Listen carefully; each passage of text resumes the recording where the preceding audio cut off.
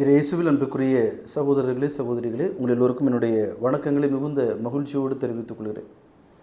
இன்றைக்கி நற்செய்தியை பார்த்தீங்க அப்படின்னா, வாசிக்கிற பொழுது எனக்கு கொஞ்சம் வித்தியாசமாக இருந்துச்சு. அப்படியே என்ஜாய் பண்ணேன்.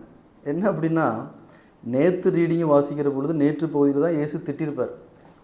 நீங்கள் சாப்பாட்டுக்காகவே வாரீங்களாப்பா, என்னையை பார்க்குறதுக்காக என் வார்த்தையை கேட்கறதுக்காகவோ நீங்கள் வரல, வயிறார உண்டதால் தான் நீங்கள் என்னை பார்க்க வந்திருக்கிறீங்க அப்படின்னு இயேசு திட்டுறார்.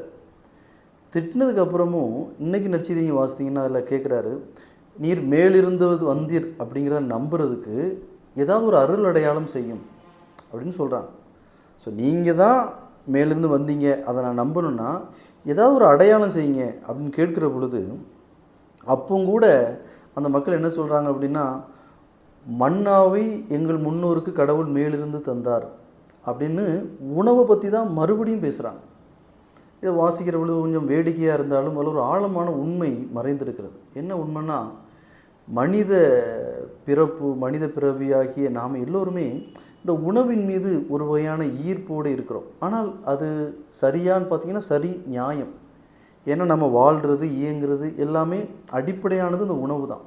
இந்த உணவின் மீது ஒரு வகையான ஈர்ப்பு நமக்கு தொடக்கத்திலிருந்து இருந்து கொண்டே இருக்கிறது, சாகிற வரை இருக்கும். ஆனால் இதில் கவனிக்க வேண்டிய விஷயம் என்னென்னா, இது ஒரு அடிப்படையான ஒரு விஷயமாக இருந்தாலும் இந்த உணவை நாம் எப்படி கையாளுறோம், எப்படி பார்க்குறோம், எப்படி மதிக்கிறோம், அதை கொஞ்சம் நீ சிந்திச்சு பார்க்கலாம் அப்படின்னு நினைக்கிறேன். காந்தியடிகள் சொன்னதாக சொல்லுவாங்க, கடவுள் இந்த பூமிக்கு வருவார் என்றால் அவர் உணவாகத்தான் வருவார். ஸோ அப்படின்னா இந்த உணவு என்பது எவ்வளவு மதிப்பிற்குரியது அப்படிங்கிறத அவர் சுட்டி காட்டுறார். அவர் வேறு ஒரு கோணத்தில் அவர் பார்த்தாலும் கடவுளையும் உணவையும் அவர் ஒன்றிணைக்கிறார்.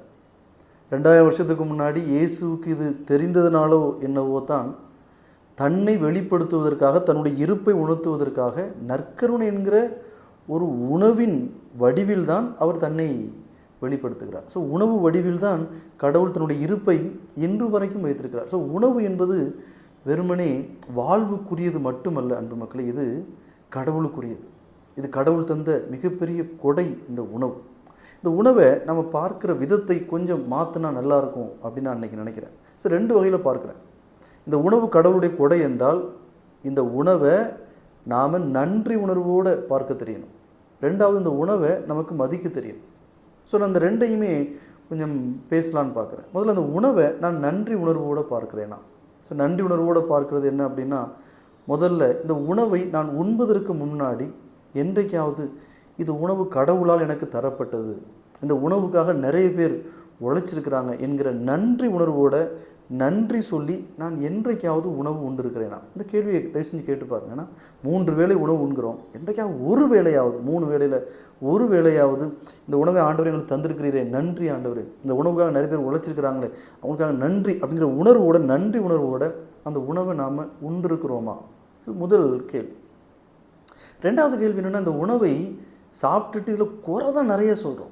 இந்த உணவில் அது இல்லை, இது இல்லை அப்படின்னு குறை சொல்லக்கூடிய நீங்கள், இந்த உணவுக்காக உங்கள் வீட்டில் உழைச்சாங்களே உங்கள் மனைவி, இல்லைனா அந்த உணவை கொண்டு வருவதற்காக சம்பாதித்தாரே உங்களுடைய கணவர், அவர்களை குறித்து சிந்தித்து பார்த்தோம் அப்படின்னா இந்த உணவுக்காக எவ்வளோ கஷ்டப்பட்டாங்க, இந்த உணவை சமைக்கிறதுக்காக இவங்க எவ்வளோ கஷ்டப்பட்டுக்கிறாங்க அப்படிங்கிற உணர்வு வந்துட்டுனா இந்த உணவில் குறை சொல்கிற வழக்கமே இருக்காது அன்பு மக்களே.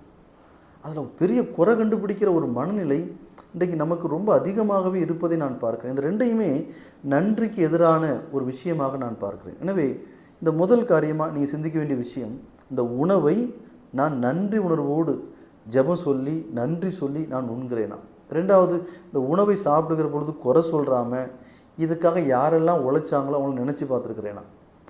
சான்ஸ்கிரிட்டில் சொல்லுவாங்க அன்னதாதா சுகி பவா அப்படின்னா என்ன அர்த்தம்னா, இந்த உணவுக்காக உழைத்த ஒவ்வொருவரையும் நான் நினைத்து பார்த்து அவர்களுக்காக நான் நன்றி சொல்கிறேன்.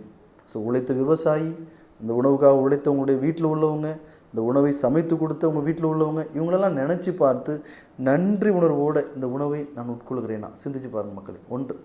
2வது, இந்த உணவை நான் மதிக்கிறேனா? மதிக்கிறதுனா என்னென்னா, இந்த உணவை என்ஜாய் பண்ணுறதுனா, சாப்பிடுகிற பொழுது அதனை சுவைத்து ரசித்து சாப்பிட்றது. பல நேரங்கள் இன்றைக்கு இது ஒரு ஆப்போசிட் டிரெக்ஷனில் கூட சிந்திச்சு பார்க்கலாம். எப்படின்னா, உணவை நாம் எப்படி சாப்பிட்றோம் அப்படின்னா, சுவைக்காகவே, சுவையான உணவுக்காகவே, சுவைக்காகவே தேடி போகக்கூடிய ஒரு மனநிலை. இல்லை, நான் அப்படி சொல்லலை. நான் அந்த சுவைத்தலை பற்றி பேசுகிறேன். உங்கள் வீட்டில் உங்கள் அம்மாவோ உங்கள் வீட்டில் யாரோ ஒருத்தவங்க சமைச்சு தராங்கன்னா அவங்க சமைச்சு கொடுத்ததை சுவைச்சு ரசித்து நம்ம சாப்பிட்றோமா? இல்லை. நம்ம சாப்பிடுகிற பொழுது செல்ஃபோன் பார்க்குறோம், டிவி பார்க்குறோம், என்ன இருக்குது என்ன சாப்பிடுங்கிற உணர்வே இல்லாமல் சாப்பிடுவோம். அப்படின்னா அது உணவுக்கு நம்ம தரக்கூடிய மரியாதை இல்லை அன்பு மக்கள். அதில் தயவு செய்து உணவை ரசித்து ருசித்து நாம் சாப்பிடுகிறோமா? முதல் கேள்வி. இந்த மரியாதை கொடுக்கறதில்ல. ரெண்டாவது, உணவை எவ்வளோ வீணாக்குறோம் பாருங்கள். எனக்கு பிடிக்கலை அப்படிங்கிற மாதிரி இந்த உணவை நம்ம தூக்கி குப்பையில் போடக்கூடிய ஒரு சூழலும் இன்றைக்கு இருப்பதை நான் பார்க்கிறேன். எனவே உணவை வீணாக்கக்கூடிய அந்த மனநிலையும் இந்த உணவை நான் மதிக்கலை அப்படிங்கிறதுக்கான ஒரு அடையாளம். எனவே இன்றைக்கு நான் ஷார்ட்டாக மறுபடியும் முடிக்கிறேன். உணவு கடவுள் தந்த மிகப்பெரிய கொடை. இந்த கொடவை நான் நன்றியோடு பார்க்கிறேனா? நன்றி சொல்லி ஜெபிக்கிறேனா? நன்றி சொல்லி ஜெபித்து விட்டு நான் இந்த உணவை உட்கொள்கிறேனா? முதல் கேள்வி. ரெண்டாவது, உணவில் குறை சொல்லாமல் இது யாருக்கெல்லாம் உழைச்சாங்களோ இந்த உணவுக்காக அவங்கள நான் நினச்சி பார்க்குறேனா? மூன்றாவது, மரியாதை. எப்படி நான் மரியாதை கொடுப்பது? இந்த உணவை ரசித்து ருசித்து சாப்பிட்றது. இரண்டாவது என்ன செய்கிறது?